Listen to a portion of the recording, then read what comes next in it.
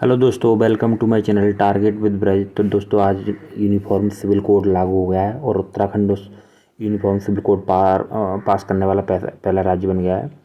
तो दोस्तों हम स्टार्ट करते हैं कि उत्तराखंड में सबसे पहले लागू हुआ है। उसके बाद दोस्तों ये हैं सीएम पुष्कर सिंह धामी, जो उत्तराखंड राज्य के मुख्यमंत्री हैं।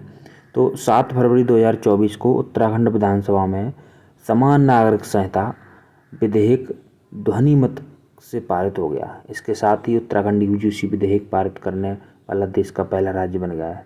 राज्यपाल और राष्ट्रपति की मंजूरी के बाद यह बिल अब कानून में बदल गया है। तो दोस्तों यह बिल अब कानून में बदल गया है। इसमें क्या प्रस्ताव हैं वो दोस्तों, क्या चीज़ें होंगी वो हम आपको बता देते हैं। सबसे पहले विवाह से रिलेटेड चीज़ें हैं। तो इस बिल में सभी धर्मों की लड़कियों के लिए शादी की न्यूनतम आयु की सीमा 18 वर्ष और लड़कों की न्यूनतम आयु आपकी 21 वर्ष है। 18 और 21 वर्ष है दोस्तों। उसके बाद बिल के अनुसार दूसरी शादी तब तक नहीं की जा सकती जब तक पति या पत्नी जीवित हैं या उनके बीच तलाक नहीं हुआ है। बिल में बहुविवाह को प्रतिबंधित कर दिया गया है।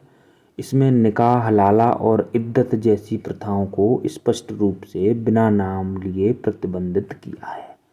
तो दोस्तों इस विवाह से रिलेटेड ये चीज़ें थी इसमें। उसके बाद दोस्तों कुछ रजिस्ट्रेशन से रिलेटेड चीज़ें हैं कि यूजीसी विधेयक में 60 दिनों के भीतर विवाह का पंजीकरण करना अनिवार्य किया गया है।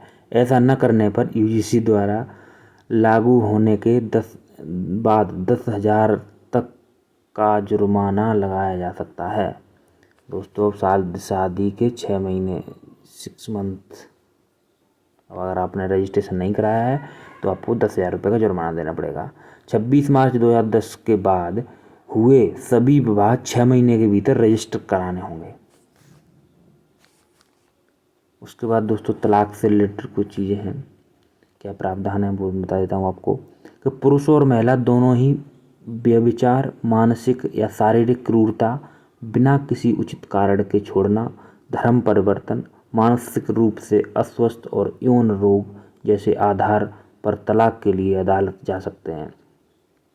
महिला को तलाक लेने का विशेष अधिकार है।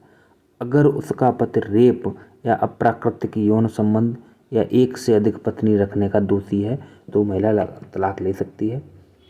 उसके बाद संपत्ति से रिलेटेड कुछ चीज़ें हैं। संपत्ति में क्या प्रावधान है इसको लेकर, विधेयक में बेटे और बेटी दोनों को संपत्ति में समान अधिकार देने की बात कही गई है।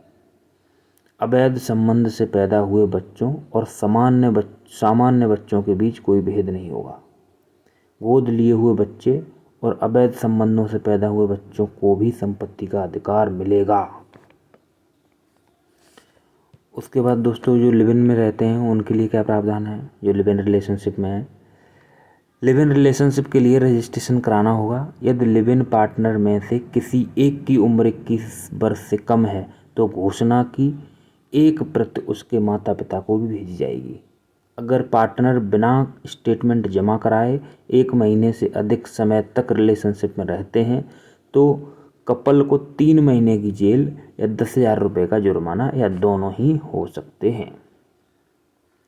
लिव इन रिलेशनशिप के दौरान जन्मे बच्चे को वैध माना जाएगा। लिव इन रिलेशनशिप खत्म होने पर महिला अदालत जा सकती है और गुजारा भत्ते की मांग कर सकती है।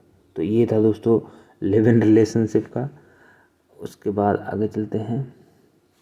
हाँ, एक जो इम्पोर्टेंट है कि यहाँ से क्वेश्चन बन सकता है कि किस जनजाति के लिए यह लागू नहीं होगा। तो अनुसूचित जनजाति के लिए यह बिल लागू नहीं होगा। यह बिल अनुसूचित जनजाति एसटी से संबंधित रखने वाले नागरिकों पर लागू नहीं होगा जो राज्य की आबादी में 3% है। तो दोस्तों ये था हमारा यूनिफॉर्म सिविल कोड से रिलेटेड कुछ चीज़ें मैंने आपको बताई हैं। दोस्तों आपको कैसा लगा आप कमेंट बॉक्स में करके बताना और मेरे चैनल को सब्सक्राइब करना। बहुत बहुत धन्यवाद। Thank you so much. जय हिंद दोस्तों।